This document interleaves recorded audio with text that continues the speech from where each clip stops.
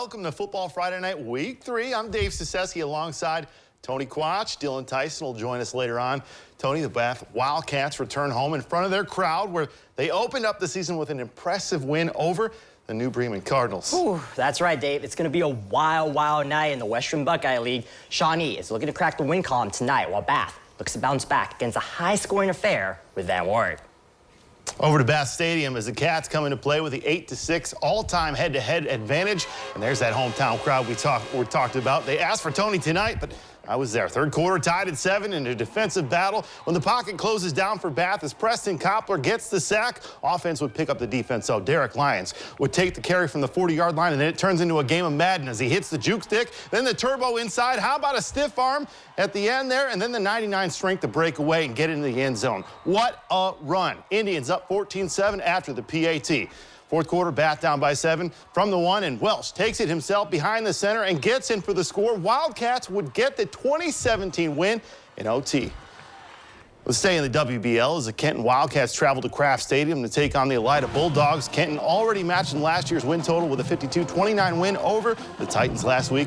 Dogs trying to make it to 3-0. No score late first quarter. Elida with a third down and goal from the 1, and Ryan McHugh does it himself with the keeper. Dogs strike first, go up 7-0. Same score, second quarter, when Kenton's Corbin Johnson says, "Call my number because I'll match it." Johnson with the touchdown to pull the Wildcats within 1, but Kenton playing aggressive as they line up for a 2-point attempt there. Johnson follows his blocks in the end zone for the conversion. Cats take the 8-7 lead, but Elida marches right back down on third down, and 11 McHugh with the connection to Seth Sharp over the middle for the touchdown pass. Elida goes on to win this one 30-22. Well, in the last 15 years, the series split at 7 wins apiece between Salina and Van Wert. However, 4 wins in a row for the Cougars, head-to-head looking to make it 5. First half, Keldon Bill takes the carry and slashes through the defense. However, not much going in the first half. Salina's Bobby Morris, so trying to create some momentum on offense as he gets his pass over to Braylon Gabes, who picks up the first down. And that effort would prove to be huge because on the same drive, the Bulldogs pick up the field goal by Zach Greber. It would stay 3-0 at the half, and Salina gets the win 17-14. A pair of 0-2 programs are trying to get into the win column for the first time this season as Wapak visits Putnam County to take on the Titans. OG is seeking their first win over the Skins since 2012. We pick things up in the third. Wapak leads 24-0. Caleb Moore decides to take to the skies. He connects with Grant Jolly for a 38-yard touchdown. The Skins push their lead to 31 after the extra point.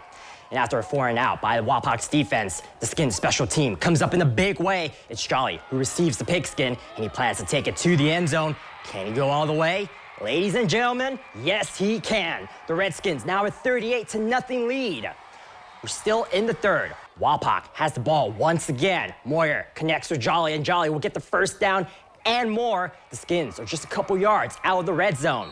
But that doesn't matter because later in the drive, Wapak strikes again. This time, Moyer hands off to Bryson Pack for the TD. Wapakoneta wins 45-0.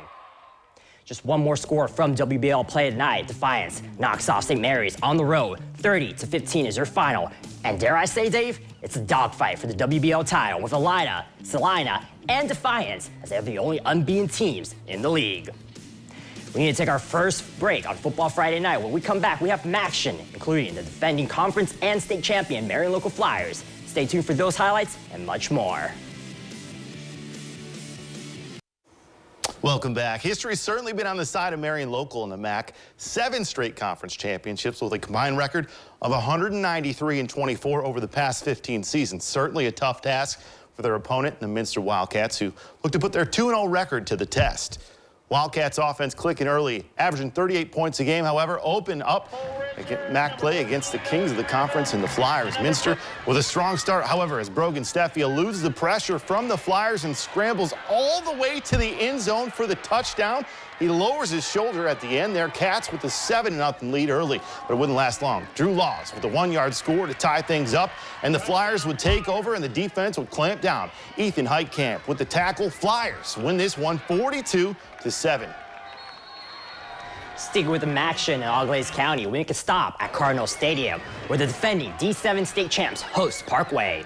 in the second quarter. Cardinals looking to move the pigskin forward, but Colin Langenkamp comes up huge with this interception. Unfortunately for Parkway, they wouldn't capitalize on this. So let's jump ahead to the second half. Aaron Tiemann connects with Rogan Muther, and he gets the first down and more. He breaks away from several defenders before he gets brought down, and the Cardinals will continue their drive. Now it's Tiemann who connects with Rylan Boosie on the short pass, and the junior will cross the goal line for another 6 points. Cardinals go on to win this one, 50-15. Heading back to Allen County, Stadium Park is a site for an all-MAC battle between St. John's and Versailles. Both teams look to remain undefeated in 2023. We pick things up in the second half. Versailles is up by double digits as they attempt to move the chains, but the ball gets knocked out and it lands in the hands of Colin Feathers, and the senior heads downfield. It's going to be a huge return for the Jays before he is brought down, but unfortunately for DSJ, they would turn the ball over on downs. Tigers would regain possession as Michael Osborne takes the snap, and he takes it himself into the end zone. He breaks away from the opposition and tacks on 6 more for his team. Versailles wins 41-0. Let's check out the rest of the MAC scores. Anna takes down St. Henry with a 40-18 win, and Coldwater makes quick work on Fort Recovery. 35-7 is their final. They join Marion Local, New Bremen, and Versailles all atop the conference. Now we turn things over to Dylan Tyson, who has some action from the Northwest Central Conference. Thanks, Tony. It might only be week 3, but already a conference title is at stake in the NWCC. Last year, Waynesfield Goshen dethroned USV on the Rams' home turf en route to the Tigers Conference Championship. These two teams met again in McGuffey tonight, which is why this matchup is our Football Friday Night Spotlight game. The Football Friday Night Spotlight game is brought to you by D&D Trucking. Lots of offensive firepower on these rosters, but the story of tonight would be Waynesfield Goshen's defense. The Tigers have not yet allowed a point this season, and that carried through halftime as USV trails 21-0 to begin the second half. Waynesfield has the ball first, and they march down the field. 3rd and 10 from the 24. Drew Bradigan places his faith in Jace Kaufman, and the wideout comes down with a contested grab. Ball inside the 5 for WG. Very next play, Tigers try to punch it in. The ball comes loose, but it's a big day for the lineman up front as junior Layden Porter falls on it for the elusive big man touchdown. 28-0. Now Waynesfield shocking USV. Rams going to try to find an answer on offense, but Alex Sanders is sacked by Carson Barnes, forcing a 4th and 12. Got to go for it here if you're USV, and they will. Sanders looks to throw, can't find a man, but he was an all-state running back for a reason, right? Makes it happen with his feet for 11 yards. That Tiger defense, man, stops him inches short of the marker. And while the Tigers will allow their first points of the season later on, they win handily, 35-6. Elsewhere in the NWCC, Hardin Northern looked to stay unbeaten in league play, taking on one of the conference's newest additions, Corey Rawson. The Hornets joined this year after 73 years in the Blanchard Valley Conference, though still seeking their first Northwest Central win. And they start the night 3-and-out to give the Polar Bears great field position. Polar Bears run all over Corey Rawson tonight. Opening drive goes for 58 yards on just 7 plays, all of them rushing. And it's capped off right here by Carter Curtis for a 7-0 lead. Ensuing Northern drive, quarterback Nolan Hobson makes his first pass attempt. What a way to start. He connects with Alexander Wilson for a 32-yard touchdown. Polar Bears go up 13-0. Their next drive, they're going to go back to the ground. This time, it's 65 yards over just 5 plays. Fullback Bodie Hipsher bulldozes into the end zone. And to close out the first quarter, Polar Bears go 4 for 4. Hobson takes the QB keeper 39 yards to the house. Hardin Northern on 200 first quarter yards will win big, 47-26. So they stay unbeaten in the conference, and in the rest of the NWCC, Perry and Crestline both looking for win number 1. Cards fall in the Commodores' favor, 26-8. Their only win last season came in this week over this Crestline team, so they've got 7 more weeks to surpass it. Ridgemont was hoping to join the Tigers and Polar Bears at 2-0, but they can't get the job done against Ridgedale, 32-16. And finally, Elgin shut out North Baltimore, 59-0. The Comets will be the 4th and final team to make it 2-0 in the NWCC. 2 of the conference unbeatens will face off next week when Waynesfield Goshen takes on Hardin Northern. We're going to take one last break, but when we come back, a Putnam County clash between the rivals, Rockets and Vikings, along with a non-conference battle for Spencerville and the first league game for the Findlay Trojans. Check out the highlights on the other side. Welcome back. Let me talk to you. Putnam County foes collide at John Edwards Memorial Field as Pandora Gilboa and Lipsick continue their rivalry from their days in the Blanchard Valley Conference. The Vikings have won 8 of their last 10 meetings against the Rockets. However, the most recent encounter saw Pandora Gilboa come out on top last time, 33-21. So you know Viking fans are eager for some revenge. In the first quarter, the Rockets are trying to establish a passing game, but that won't do. Tavis Bejarano comes up with the interception. Vikings take over, but they would turn the ball over on downs. A couple minutes later, the Vikings do it once more. This time, it's Mike Menace picking it off for Lipsick, and they would capitalize on that. in the second quarter, Tommy Offenbacher decides to hurl the pigskin downfield, and on the receiving end, it's Quinn Schrader. Leipzig leads 7-0. And later in the quarter, the Vikings would double their lead. Schrader punches it in for the TD. Leipzig wins 21-14.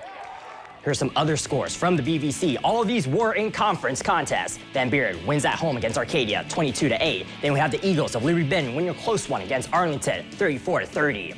And lastly, Riverdale falls on the road against Elmwood, 46-32 is the final. We have another NWC team in non-conference action as Spencerville plays host to Riverside. The Bearcats are looking for their first 3-0 start since 2020. We start off in the second half. Bearcats lead 10-3, and Riverside gets off to a hot start. Dominic Stotler receives the punt return, and the Riverside senior will take it all the way to the house. Stotler cuts through the Bearcats defense and ties the game up at 10. Later on in the half, it's Miles Platfoot taking it in for a 5-yard touchdown. Riverside now leads by 7. To the fourth we go. It's now a 24-10 game, and Stotler is at it again. This time it's a 21-yard touchdown for the Pirates, and they take a 21-10 lead. The Pirates continue to add on. Platfoot heads into the end zone for another 6 points. Riverside wins this one, 45-10. Some more scores from the final week of non-conference play for the NWC. Allen East comes up short in a barn burner against Indian Lake, 28-27. But Bluffton laid down the hammer against Ayersville, shutting them out, 42-zip. Patrick Henry comes out on top at home against Columbus Grove, 40-28, while Ada moves above 500 with a 41-19 win over Buckeye Central. Finally, another tight contest between Crestview and Wayne Trace. The Knights move to 2-1 with a 21-20 win.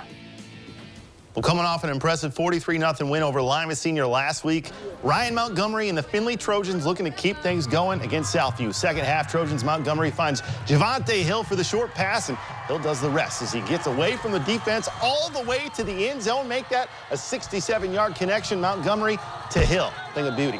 Later in the half, Montgomery and the offense keeps their foot on the gas. The QB finds Luke Wyrock. Trojans win big, 49-14.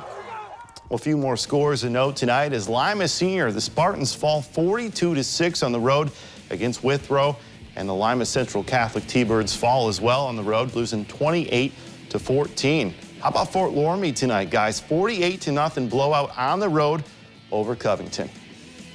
Impressive scores all around. I mean, Yeah. For me, I gotta say, I'm surprised to see LCC at 1-2 to start the year, but we know with as tenured and as historical as that team is, that's a team that can turn it around. Now, Tony, I know you were telling me they only got 2 seniors in the starting lineup. How does that kind of affect the game for them? Well, it's going to be a lot on Billy Burke and Carson Parker, but knowing them, that senior duo, they're gonna tear it up later on in the season, and you know it's gonna be a hard-fought battle. But again, that's what football is, right, guys? Absolutely. We know Lima Seniors, you know, that was their last out-of-conference game before they moved into Toledo City Athletic League play. You know, we got big expectations for Lima Senior. It's their first year in a new conference, and you know they've shown that they can compete with teams. Well, listen, the competition in this conference that they went to, and they talked about that, and so did their AD as well. It's at a level that I think you're going to see those scores come back down to earth. It's going to be closer ball games, better action, better highlights for everybody out there. But hey, listen. We're going to go off topic a little bit here. Musquatch TV, it's been getting around Northwest Ohio. Everybody at Bath in the student section asking, where's Tony Quatch? I'm sure they're going to ask for Dylan Tyson. When are you soon. changing your Twitter handle to @Musquatch Sports? I bet it's available. Never. Come on. We're not doing soon. no. All right, we're all right, not doing that. Hey, get guys, listen, last thing on the agenda here, biggest surprise of the night. Tony, I'll ask you. Biggest surprise of the night, I think Leipzig winning a close one against Pandora Gaboa. That's a big one. For me, no doubt, it's got to be Saline over Van Wert. That WBL conference race is getting really interesting really quickly. You got 3 teams that are left that are not yet lost a conference game. That's right. But, you know, with as shocking as the scores have been in that conference every week this season, I wouldn't be surprised if there's a share in that conference, which means multiple teams with 1 loss in the conference sharing it. So don't count out Battle of the Guys, Bulldogs, let's go. Hey, back to the WBL. How about Bath getting a win tonight in overtime? That's a big one for them, and I got to tell you, we're running out of time here. That's how we're going to wrap up Week 3 of Football Friday night. What an action-packed week it was. Thanks to everyone for tuning in, and thank you to everyone who helps us put this show on the air. Be sure to tune in tomorrow as we'll bring you highlights from cross country, volleyball, soccer, and a football showdown at Stadium Park, which Dylan will be at. True. Thank you for tuning in. guys. JC Minnesota. Fair enough. Have a good night, everybody. Yep. See ya.